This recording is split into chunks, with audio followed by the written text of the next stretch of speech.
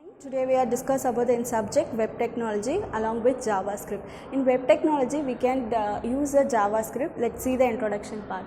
In JavaScript is a dynamic programming language. Why we said the dynamic programming language in this? The web page will be more responsible to the user, and also it is called as a client-side scripting language. Client-side scripting language in the sense it's use the less resources to the users. Then we can make your web page is more lively and interactive.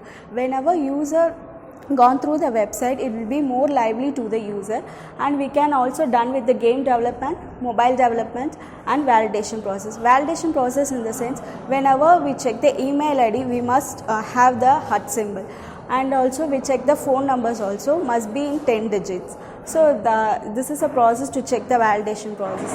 Why we studies in the JavaScript? In HTML, we define the content of the web page. Content of the web page in the sense it's the exact matter of what we are searching. And CSS, it specifies the layout of web page. Layout in the sense it's a structure of a web page. We can use a web page on these two, but these two are very static web pages. Whenever you using a JavaScript, it will be behavior of a web page more lively to the user.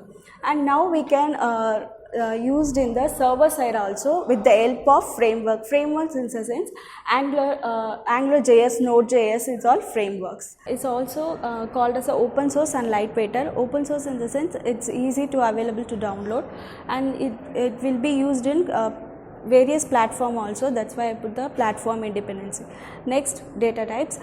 Data types is used to hold the different types of values. It can be classified into two types of data types. One is primitive, another one is complex. In primitive data types, we can use in four ways: number, boolean, string and null.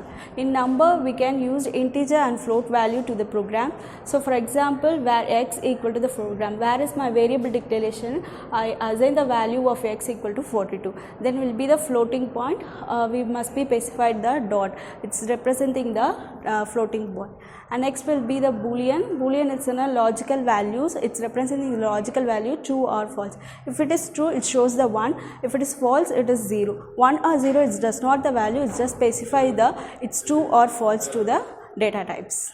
Next, string. String is represented as a sequencing of character that must be enclosed with single quotes or double quotes. For example, in double quotes, we'll give any value like this, or for single quotes, we have to write like this. And null, last value is null. We can consist of a single value. Whenever you passing the null, it's automatically convert to the default value. Here I am passing the null, it will be converted onto the default value. Next one is a complex data type. Then array must be written within a square brackets. So where name equal to, within square bracket we can use the array.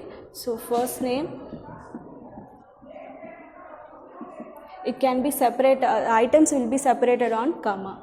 So be the last name.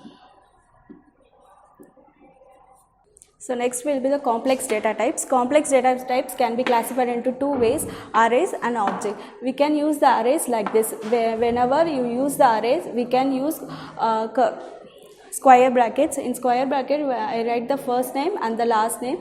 Items are separated by comma. And then object, we can use here the curly braces. The value must be paired with the symbol of colon. So first name, I'll pass the value Anya, and the last name will be the A.